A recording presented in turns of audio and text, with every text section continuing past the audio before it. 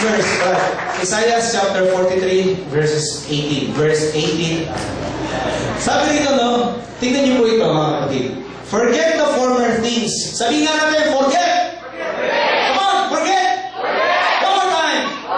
One more time! Forget the former things. Do not dwell on the past. Sabihin nga natin, sabay-sabay, do not dwell on the past. 1, 2, 3. Do not dwell on the past. Again, 1, 2, 3. Do not dwell on the past. Come on again. 1, 2, 3. Do not dwell on the past. Pwede ba ito ba tayo lahat?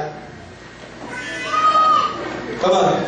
Pwede ba nahawakan mo ang puso mo?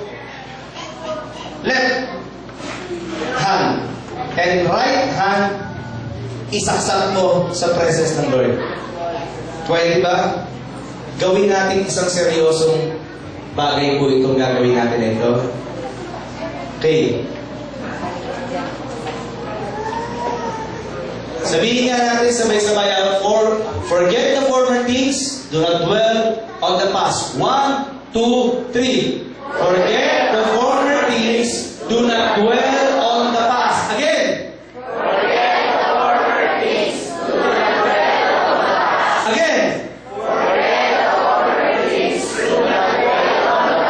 Amen. Bumul tayo lahat. Hallelujah.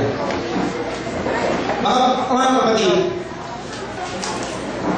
ang sabi mo rito, forget the former things. Ano ba yung forget? Kalimutan na. Ano yung kakalimutan? Yung mga bagay na tapos na. Why? Sabi dito, do not dwell on the past. Alam niyo mga kapatid, may mga tao na nabubuhay sa kahapon kaya hindi siya makaabante.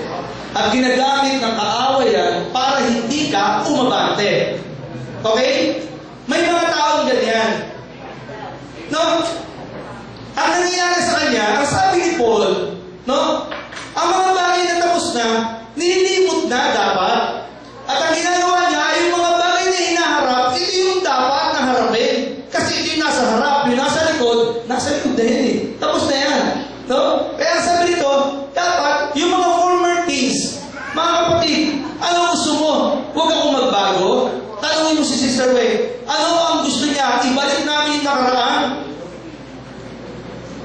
O yung mga bagay ngayon na hinaharap na tinatakbuhan? Tanungin natin siya, kapatid.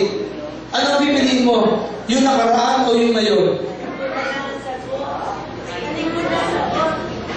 Sabi ko naman sagot. So yung mga bagay na nakaraan, actually, ang maalala niya, kasumpa-sumpa sa kanya yun. Alam nyo, tinutulungan nga siya ng Diyos ngayon eh, mga kapatid, na maging yung mga na-involved na tao na mahalin niya rin. Iyon na lang ang natitira na bitbit niya sa hinaharap. Pero yung mga bagay na nangyari, tapos na yun. Amen? So sabi dito, do not dwell on the past. Tapos na yan, mga kapatid. Sabi mo nga sa katabi mo, come on, kanina, nagano tayo para tayo nagano sa Panginoon. Ngayon, pwede bang humawa ka ng katabi mo, eye to eye? Come on! May I request na mag-aasawa ang maghawak? At ang magkakapatid, no? Biological. Alam niyo ba kung bakit ko kayo ginagawa ito? Alam niyo ba kahit ang magkakapatid, may mga bagay din na hindi tayo na pagkakasunduan? Pinag-aaway-awayan natin. So, yung mga bagay na ginagawa ng demonyo sa atin para hindi tayo maging buo, tatapusin natin to. Amen? Sige, come on. Ha? Sabihin mo, ha? Forget the former things, do not dwell on the past. 1, 2, 3.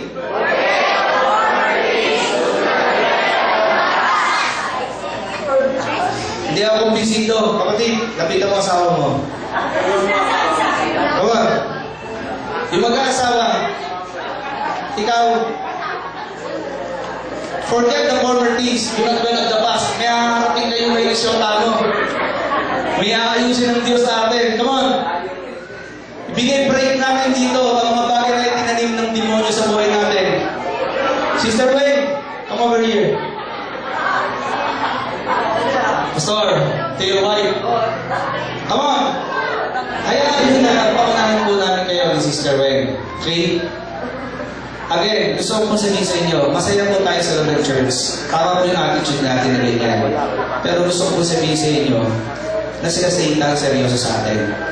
So dapat seryoso rin po tayo kapag meron tayong ginagawa na katulad ito. This is a prophetic gesture na dinideklara natin ang mga bagay na tapos lang lahat, kapatid. Ang mga bagay na tapos na. At lalakad tayo ngayon ng bago. Amen? Pwede? At the count of 3, ha?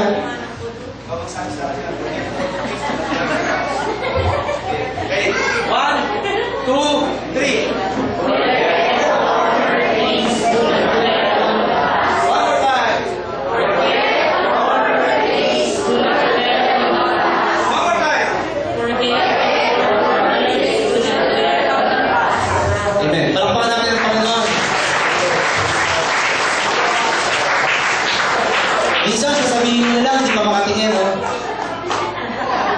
Church, minsan sasabihin mo na lang, di pa makatingin. Dapat pag seryoso ka, sabihin mo diretso. Forget the former things, do not dwell on the past. Amen? Seryoso ka. Seryoso ang demonyo, kapatid. Dapat seryoso tayo. Amen? Now, meron po akong magandang balita sa inyo. Isaiah 43, verse 19. Ang sabi po dito sa 19. So, tapos na po yan. Okay? Pwede na, tapos na. Erase na. 19.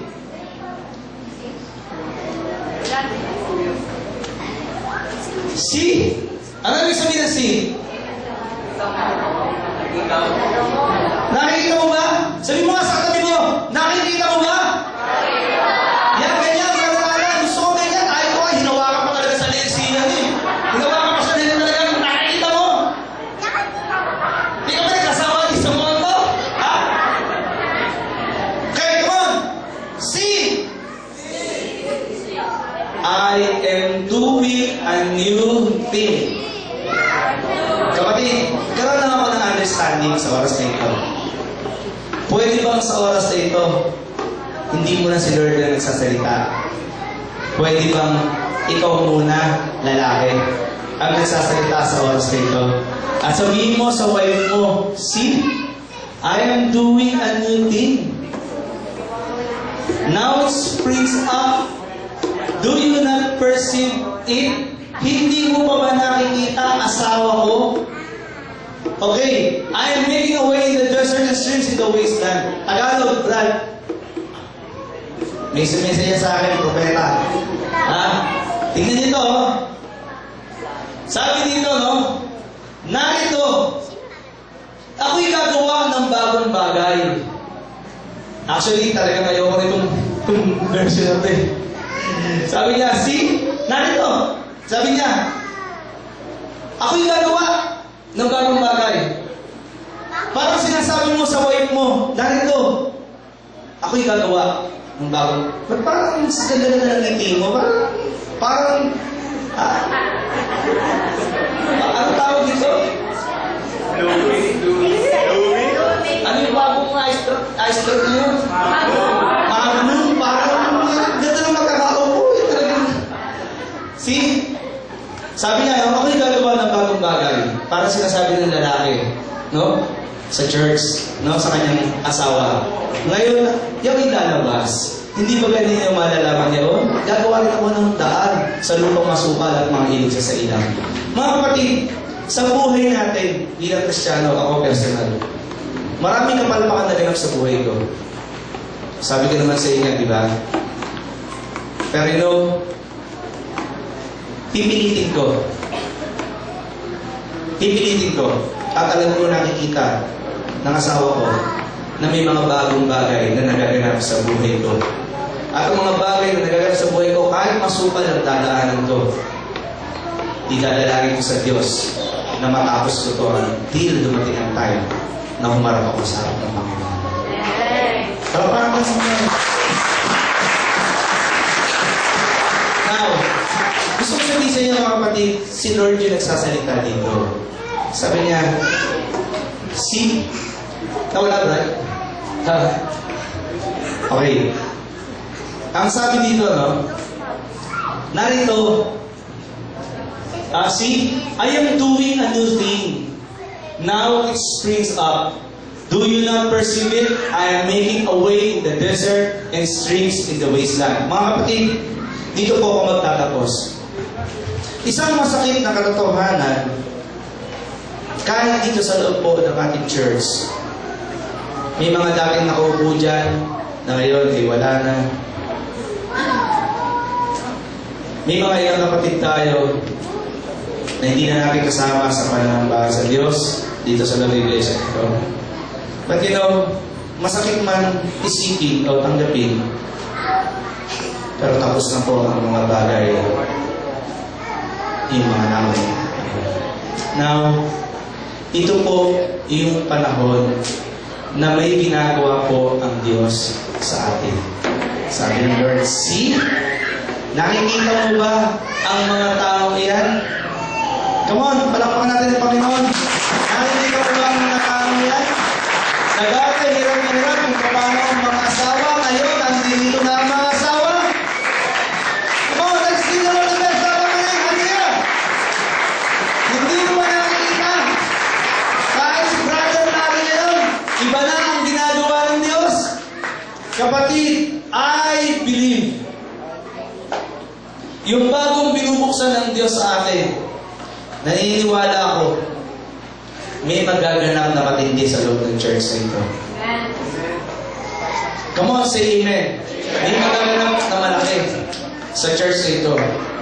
Tatayo po ang mga leader sa church na ito sapagkat naiintindihan sa leadership na malaki po ang aming obligasyon at responsibilidad sa inyo. Amen po, malaki ang pananagutan namin and starting today, sinasabi ko po sa inyo, totoo po, hindi na tayo mababawasan. Dadami tayo. Puputok ang church na ito. Kung ang demonyo sa seryoso, simula sa araw na tayo, lahat po tayo dito ay magsiseryoso tayo lahat sa Panginoon. Amen?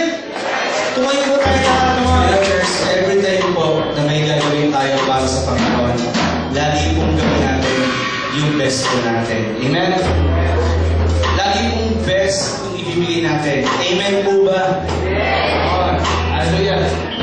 Dapat pagka kay Lord, lagi tayong masigapo. No? Lagi tayong malakas. No? At tulad ni Haring David, sinasabi niya, o kaano niyo ako, tinuturuan niya sarili niya. No? Magpuri ka sa Diyos. No? Bless the Lord of my soul and all that is within me. Minsan, mainit, minsan, wala sa mood, minsan, pero you know, hindi dapat tayo taking yan. Lagi, alam niyo ba kung bakit mas mataas ang isip sa puso? Kasi ang puso natin, lagi ko na dahil yan. Pero ang isip natin kung bakit mas mataas ang puso, para at least nakikita ng isip kung ano yung tama at mali. Amen?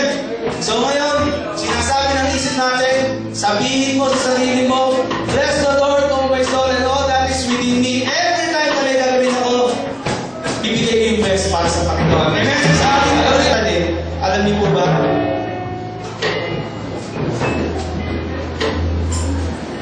The more na nagtatanim tayo, the more naaani po tayo.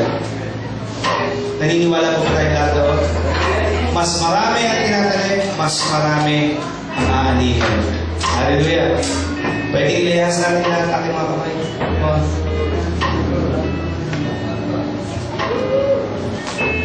Panginoon, salamat po sa pagtitiwala mo sa aming Panginoong Diyos. Ang mga pananalalig ito, Panginoon, ay magamit mo, Panginoon, upang patuloy na maiiyak, Panginoon Diyos, ang iyong pag-ibig, Panginoon, sa pagpagitan ng aming mga buhay. At ang mga salabing ito ay maging bakap, Panginoon Diyos, upang makapansuto sa Panginoon Diyos sa mga pangangailangan, Panginoon, lalo na sa ministeryo mo, Panginoon.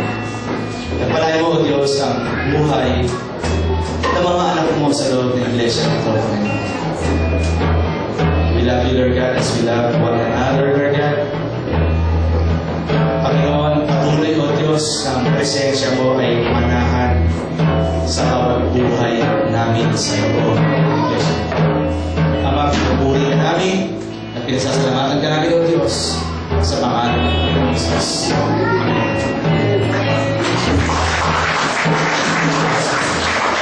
Tayo makisya sa panalangin sapagkat ang ating kapatid ay titignan ngayon ng buong bansa, ng buong mundo. At ang kanyang sinasabi lang, I can do all things through Christ who strengthens me. At sinisigaw niya, greater is He who is in me than he that is in the world. Ang buong mundo ay nagsusugal para sa labanang ito. Pero para sa ating kapatid, ito po ay isang pagbibigay ng luwalhati sapagkat bago pa siya magpawala ng kanyang suntok, siya po ay naroroon sa sulok at lahat ay nakakakita na siya ay lingkod ng Diyos ngayon. Mayroon pong problema sapagkat ang kanyang nanay ay sumapi ngayon sa espiritista. Malaki ang magiging problema ng ating kapatid, pero ang kanyang isisigaw parang boxing din. I can do all things through Christ who strengthens me. Everybody is looking forward for the result of this. Pero ang niyahayag ni Manny Pacquiao ay ang kaluwalhatian ng Diyos. Tayo ay manalangin. Panginoon, ang buong mundo, tama ang salita mo sa pagkatawag mo sa amin. At kami nagulat ng isang taong ito na aming kababayan ay biglang nakasumpong sa iyong biyaya. Maraming salamat bilang patotoo at pagbibigay mo ng yako'y lalabas. That you are really